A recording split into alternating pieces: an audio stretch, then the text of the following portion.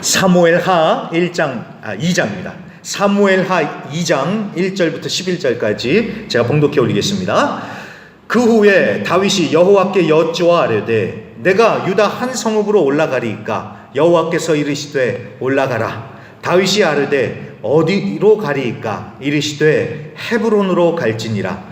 다윗이 그의 두 아내 이스라엘 여인 아히노엠과 갈멜 사람 나발의 아내였던 아비가일을 데리고 그리로 올라갈 때에 또 자기와 함께한 추종자들과 그들의 가족들을 다윗이 다 데리고 올라가서 헤브론 각 성읍에 살게 하니라. 유다 사람들이 와서 거기서 다윗에게 기름을 부어 유다 족속의 왕으로 삼았더라. 어떤 사람이 다윗에게 말하여 이르되 사울을 장사한 사람은 길르앗 야베스 사람들이니이다 하며 다윗이 길르앗 야베스 사람들에게 전령들을 보내 그들에게 이르되 너희가 너희 주 사울에게 이처럼 은혜를 베풀어 그를 장사하였으니 여호와께 복을 받을지어다.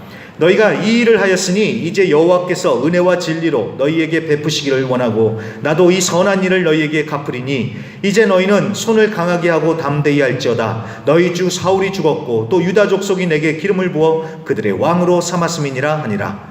사울의 군사령관 넬의 아들 아브넬이 이미 사울의 아들 이스보셋을 데리고 마하나임으로 건너가 길르앗과 아술과 이스라엘과 에브라임과 베냐민과 온 이스라엘의 왕으로 삼았더라. 사울의 아들 이스보셋이 이스라엘 왕이 될 때 나이가 40세이며 두 해 동안 왕위에 있으니라. 유다 족속은 다윗을 따르니 다윗이 헤브론에서 유다 족속의 왕이 된 날수는 7년 6개월이더라. 아멘. 자, 거기까지입니다. 자, 사무엘하 두 번째 시간 산 넘어 산이라는 제목으로 오늘 말씀 증거하겠습니다. 자, 지난주 사무엘하 1장에서 다윗은 사울이 죽었다는 소식을 전해 들었습니다. 그렇게도 자기를 못살게 굴고 핍박했던 그런 사람이었지만 활의 노래까지 지어서 그의 죽음을 애도하고 다윗은 울었습니다. 아주 슬프게 목 놓아 울었습니다. 자, 그리고 이어서 이제 오늘 사무엘하 2장이 이어지는데 사무엘하 2장 내용 전체를 한번 살펴보도록 하겠습니다. 자, 사울이 죽었어요. 그러면 사울이 죽었으니까 이제는 다윗에게 좋은 일만 생기고 꽃길만 펼쳐지고 행복할 것만 같은데 여러분, 어디 인생이 그렇게 단순합니까? 사울이 죽었다고 해서 모든 게 다 해결되는 것이 아닙니다. 오늘 말씀 읽었는데 쭉 내려오셔서 8절과 9절을 보세요. 8절과 9절. 사울의 군사령관 넬의 아들 아브넬이 이미 사울의 아들의 이스보셋을 데리고 마하나임으로 건너가 길르앗과 아술과 이스라엘과 에브라임과 베냐민과 온 이스라엘의 왕으로 삼았더라. 아멘. 자, 사촌의 사울이자 군사령관 참모입니다. 아브넬이라는 사람이 재빨리 사태를 수습을 하고 그 다음에 사울의 아들이었던 이스보셋을 왕으로 세운 거예요. 그러면서 실권을 장악한 것입니다. 자, 그렇습니다. 사울만 죽었을 뿐이에요. 아직 사울의 세력들은 펄펄 살아서 실권을 쥐고 있습니다. 게다가 사울의 아들이 살아있으니까 명분은 저쪽에 더 실리는 그런 모양새이죠. 물론 하나님은 다윗을 왕으로 세우셨지만 보통 사람들은 그렇게 생각했겠죠. 왕의 혈통, 적자가 왕위를 계승해야 된다라고 생각하면서 사울의 아들이 왕이 돼야 된다, 이렇게 생각을 했겠죠. 자, 상황이 그렇게 돌아가고 있었다는 거예요. 자, 그렇게 해서 사울이 죽고 난 다음에 이스라엘에는 다윗과 이스보셋 이렇게 두 명의 왕이 생겨납니다. 그리고 우리가 읽었던 10절과 11절이 바로 그 얘기입니다. 사울의 아들 이스보셋이 40세에 이스라엘의 왕이 되었고 또 다윗도 왕이 되었지만 그 12지파 가운데 다윗 유다 족속만, 유다 지파만 다윗을 따랐을 뿐이다 라고 이렇게 성경은 기록하고 있습니다. 자, 그리고 나서 우리가 읽지는 않았지만 22절부터 사무엘하 2장 마지막 절인 32절까지 보면은 다윗의 군대와 이스보셋의 군대가 격렬하게 싸우는 그런 장면이 나오고 있습니다. 싸워요. 다윗 쪽이 이깁니다. 하지만 이 싸움 때문에 다윗의 사촌이요 전우이자 용사인 아사헬이 죽고 맙니다. 자, 그 뒤로도 계속해서 두 진영이 싸워요. 지루한 소모전을 이어갑니다. 이 부분도 잘 묵상해 보면은 할 얘기가 굉장히 많지만 그 얘기를 다 하면 오늘 설교가 너무나도 길어지니까 그거는 그 정도만 해주고요. 다윗과 이스보셋 각 진영이 서로 오랜 기간 싸웠구나, 요렇게만 정리를 해 두시고요. 넘어가고요. 아무튼 자, 사울이 죽었으니까 다윗 입장에서는 이런 생각이 들 수도 있겠죠. 자, 이제는 지긋지긋한 도피 생활도 끝나고 이제 왕위에 올라가서 그렇게 행복하게 오래오래 살았더래요 할 줄 알았겠지만 그게 아니더라는 거예요. 산 넘어 산이라고 사울이 내 앞을 가로막고 있었던 것 같아서 사울만 없어지면 다 될 줄 알았는데 사울이라는 산을 넘어 보니까 또 다른 산들이 턱하니 막고 있더라는 겁니다. 여러분, 인생이 다 그렇습니다. 산 하나를 넘으면요, 그 다음에 또 다른 산이 나타나서 우리를 막는 것 같아요. 이 고비만 넘으면 어떻게 될 줄 알았는데 이 고비를 넘기니까 기쁨도 잠시 또 다른 위기가 찾아오고 걱정거리가 생겨나더라는 겁니다. 이게 우리가 살아가는 인생들이죠. 우리 여기 학생들, 오늘 아침에도 제가 학생들하고 좀 참 본의 아니게 또 어쩌다가 살짝 잔소리로 흘러갔는데 우리 학생들도 그래요. 학생들 입장도 그렇습니다. 좋은 대학교만 들어가면은 좀 다 될 것 같지만 근데 어디 좋은 대학만 들어가면 다 됩니까? 들어가서도 문제잖아요. 그리고 더 큰 문제는 졸업해서지요. 사회로 나가야 되는데 요즘 그게 얼마나 힘듭니까? 그러니까 학생들도 산 넘어 산이에요. 자, 부모들도 마찬가지입니다. 자식 걱정이 산 넘어 산입니다. 제가 아직도 기억하는 게 우리 큰애 첫째 임신을, 저희 집사람이 임신을 했을 때 한 권사님이 전사님 너무 축하합니다, 축하한다고 얘기는 해주시더라고요. 그러면서 하시는 얘기가 근데 전사님 나중에 애 키워보면 뱃속에 있을 때가 제일 좋더라고요, 이 얘기를 하시더라고요. 그때는 뭔 얘기인지 몰랐지만 이제 키워보니까 아는 거예요. 애가 태어나니까 태어나도 걱정이에요. 그래서 얘를 학교 공부까지만 잘 시켜주면 되겠지 싶었는데 뭐 학교 공부만 잘 해주면 뭐 거기서 끝납니까? 이제 학교가 마칠 때쯤 되면 이제 또 걱정이죠. 취직을 해야 되는데. 자, 그래서 취직을 하면요, 걱정이 사라집니까? 또 걱정이죠. 이제는 결혼을 해야 되는데. 그래서 결혼만 시키면 내 할 일 다 했다 싶은데 결혼을 하고 나면 또 걱정. 얘가 잘 사나 해서 또 걱정이죠. 그러니까 산 넘어 산이라는 겁니다. 인생이 그렇다는 겁니다. 그래서 이번만 어떻게 넘기면 된다라고 우리가 이렇게 쉽게 생각할 게 아니다라는 것이죠. 그래서 사람도 마찬가지입니다. 다윗에게는 사울이라는 걸림돌이 나타나서 인생을 망친 것 같아요. 그래서 야, 내가 진짜 사울 때문에 이 모양 이 꼴이 됐다. 진짜 내가 사울만 아니었으면 내가 다른 인생 됐을 텐데 막 사울만 욕하면서 사울만 없으면 될 거라고 생각했을 수도 있을 것입니다. 그런데 막상 사울이 없어져도요, 여전히 산 넘어 산이더라는 겁니다. 그 여러분 사실 잘 생각해 보세요. 다윗의 인생에 사울이 있는 것도 이것도 사실 하나님의 깊은 섭리입니다.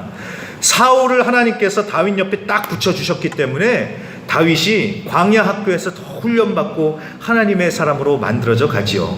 자, 그런 면에서는 우리도 마찬가지입니다. 우리에게도 사울 같은 사람이 주변에 한두 사람 꼭 있을 거예요. 정말 관계하기가 쉽지 않고 어떻게 내 인생에 도움이 하나도 안 돼요.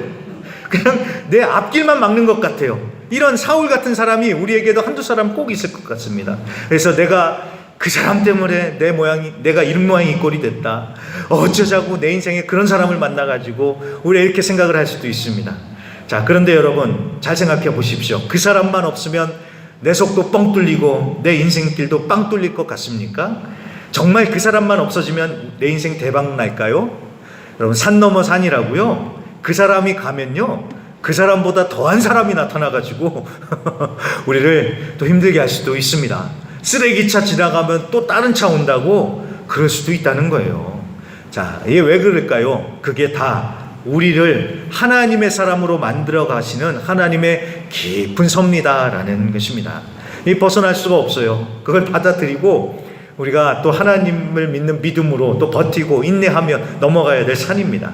자, 아무튼 인생이라는 게 사울 하나만 없어진다고 해서 내 뜻대로 내 생각대로 되는 게 아니더라는 거예요. 힘으로도 안 되고 능력으로도 안 되고 힘이 있어도 안 되고 능력으로도 안 되고 그게 인생이더라는 겁니다. 그래서 정답은 무엇입니까? 우리 교회 표현처럼요, 다시 성령으로 해요. 성령을 구하며 하나님께 나아가서 하나님을 의지해야 됩니다. 그래서 하나님께서 우리의 길을 열어주셔야 됩니다. 자, 그걸 잘 알았기 때문에 다윗도 뭐합니까? 이제 1절 보세요. 1절에 보시면 다윗이 뭐합니까? 하나님께 기도하지요. 기도합니다. 1절 보세요.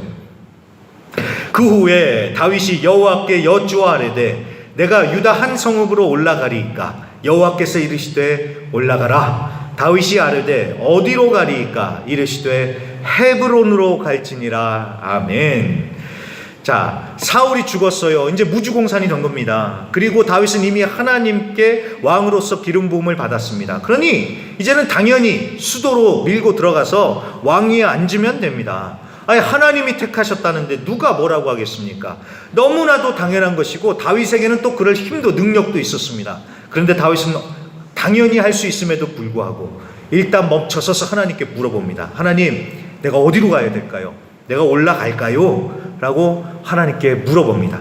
그리고 나서 하나님이 가라 하시니까 또다시 물어봅니다. 그러면 어디로 갈까요? 라고 물어봅니다. 그렇게 해서 하나님께서 헤브론으로 가라 라고 말씀하시니까 그제서야 다윗은 움직이더라는 겁니다. 자, 교훈이 분명하지요? 아무리 당연해 보이고 내가 할 수 있는 것 같고 이게 될 것 같은데 하더라도 먼저 하나님께 기도하면서 물어보고 인도하심을 받아야 된다는 것입니다. 그럴 수밖에 없는 게 여러분, 내가 아무리 똑똑해도 하나님 앞에서는 아무것도 아니잖아요. 나보다 나를 더 잘 아시는 하나님께서 나의 길을 더 잘 아시니까 하나님께 물어보고 하나님의 뜻을 구해야죠. 내 생각 내려놓고 하나님께 물어보고 하나님의 인도하심을 받는 것입니다. 자, 그리고 이 부분에서 우리가 잘 봐야 될 것은, 자, 하나님께서 헤브론으로 가라고 하셨는데, 여러분, 이 헤브론이 어디냐면은 이 이스라엘이 있으면 이 남쪽 끝에 시골 마을이에요. 시골 한 구석에 있는 그런 동네입니다. 자, 물론 이 헤브론이 아브라함이 묻혀 있는 아주 유서 깊은 곳이기는 합니다. 그리고 또 이 땅이 유다 지파 땅이에요. 그래서 다윗에게는 거점이 되기에는 아주 좋은 그런 땅이 될 수도 있습니다. 그래서 여러 가지 이유로 하나님께서 이 헤브론으로 가라고 말씀하신 것 같지만, 그래도 여러분, 그래도 이제 대권을 잡아야 되는 사람 아니에요. 대권을요. 이스라엘의 왕이 돼야 될 사람 아닙니까? 그러면 그런 사람이 서울로 안 가고 저기 시골 총구석으로 가라고 하니까 이게 이해가 안 되는 겁니다. 자, 그런데도 다윗은 어떻게 합니까? 순종해서 가더라는 거예요.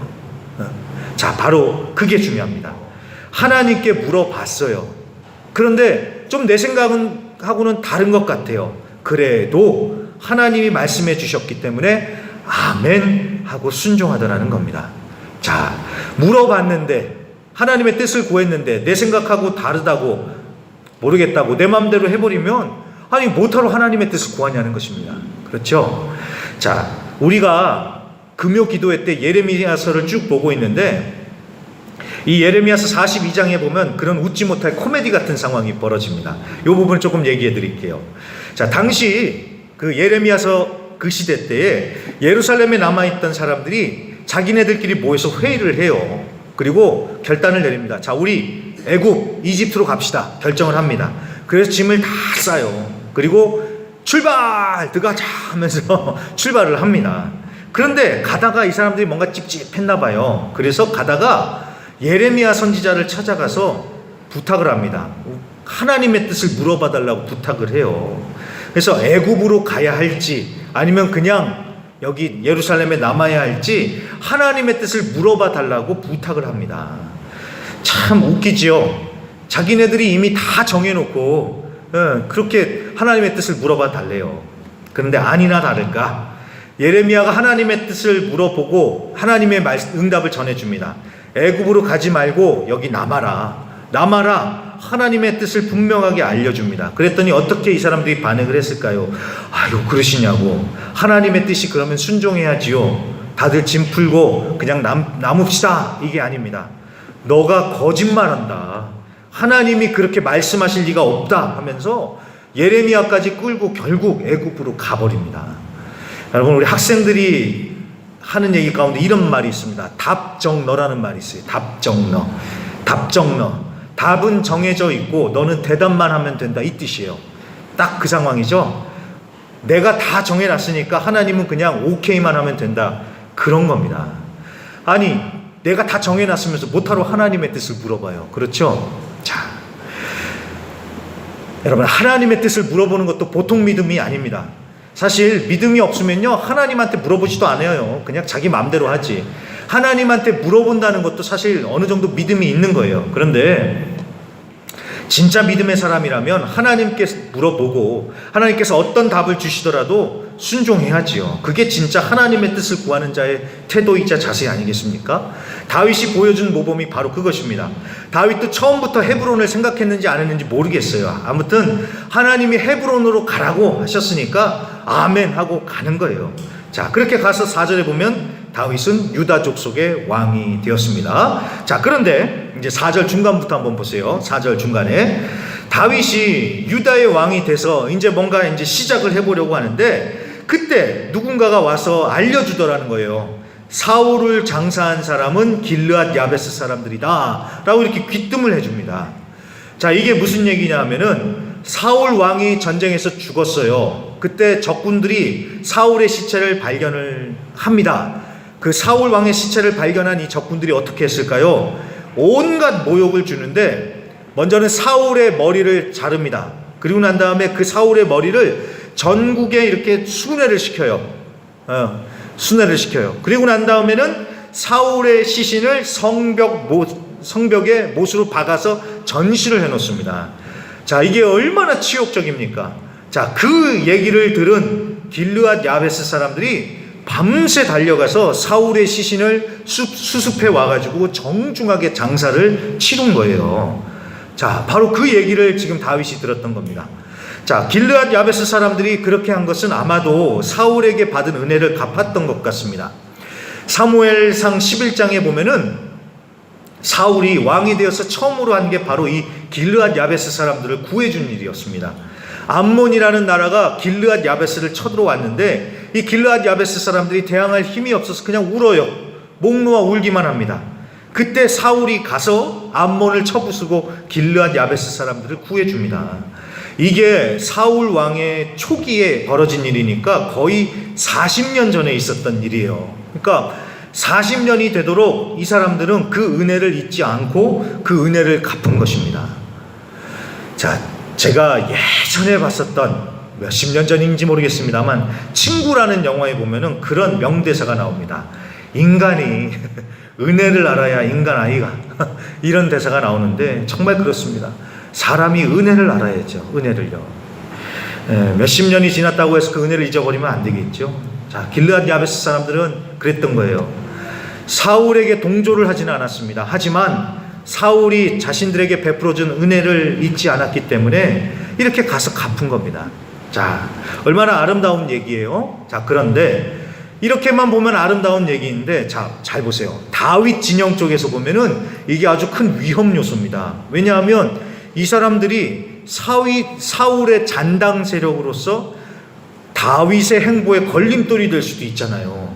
그러니까 아마 이 얘기를 해준 사람은 이런 뜻으로 얘기를 해준 것 같아요. 다윗 왕이시여, 이들에게 일벌백계를 내려서 다윗의 잔당들에게 본보기를 삼으십시오라는 이런 마음으로 이 얘기를 해줬을지도 모릅니다. 왜냐하면 아직까지도 사울의 세력들이 살아있으니까 이 길르앗 야베스를 본보기 삼아가지고 그냥 아주 보여주라는 거죠. 본때를 보여주라는 것이죠. 자, 그런데 다윗은 어떻게 할까요? 5절부터 7절을 보시면 벌을 내리는 게 아니라 오히려 이들을 칭찬해 주면서 하나님께서 복 주시기를 원한다라고 축복해 줍니다. 그러니까 정치적인 보복을 하는 게 아니라 이 사람들을 끌어안고 포용을 하는 것입니다. 자, 아무리 사울이 자기를 못 살게 굴었지만 이 사람들의 입장에서 사울은 은인이잖아요. 은인한테 은혜를 갚은 것은 사람의 도리로서 당연한 것이죠. 그리고 다윗은 이제 이스라엘 전체의 왕이 되어야 하는데 이걸 만약 엄벌에 처했다면 어떻게 해야 될까요? 어떻게 이스라엘을 하나로 만들겠습니까? 그러니까 설령 반대파일지도 모르겠지만 그래도 끌어안고 포용을 하더라는 겁니다. 아, 이걸 보면은 여러분 다윗이요 정말 정치 고수 같습니다. 정치 감각이 보통이 아닌 것 같습니다. 제가 이제 사무엘하를 쭉 다 읽어봤는데 보면은 이 다윗이요 진짜 정치 고수입니다. 정말 정치적인 감각이 뛰어난 것 같아요. 그런데 그렇죠. 만약에 다윗이 이 사람들을 엄벌에 차였다면 그 파장이 어마어마했을 겁니다. 힘으로 찍어 누르면 내가 왕이라고 뽐때는 보여줄 수 있겠지만 사람들의 마음은 얻을 수 없겠죠. 그래서 이 다윗이 포용하고 끌어왔는데 이게 정치적인 그 수완일 수도 있겠지만 이거는 왕으로서의 그 품격을 보여주는 것이고요. 정확하게는 이게 바로 여러분 하나님의 사람, 성령 충만한 사람의 모습입니다. 이게 참 중요합니다. 하나님의 사람은 화평케 하는 사람들입니다. 그리고 성령은 하나 되게 하시는 분입니다. 그래서 성령 충만을 받으면 어떻게 합니까? 자꾸 밀어내고 등 돌리고 싸우려는 게 아니라 성령 충만을 받으면 하나 되기를 힘쓰죠. 이게 바로 그게 오늘이 다윗이 보여준 그런 성령 충만한 사람의 모습이다라는 것입니다. 그래서 말씀을 마치는데요. 자, 이렇게 힘도 아니고 능도 아니고 성령으로 하나 될 수 있다는 사실을 기억하면서 우리 성도님들도 어디를 가시든 하나님께 물어보시고요. 하나님의 뜻에 인도함을 받으시고요. 또 성령의 충만 받아서 화평케 하기를 힘쓰는 하나님의 자녀들 되셔서 승리하실 수 있기를 주님의 이름으로 간절히 축복하고 기도합니다.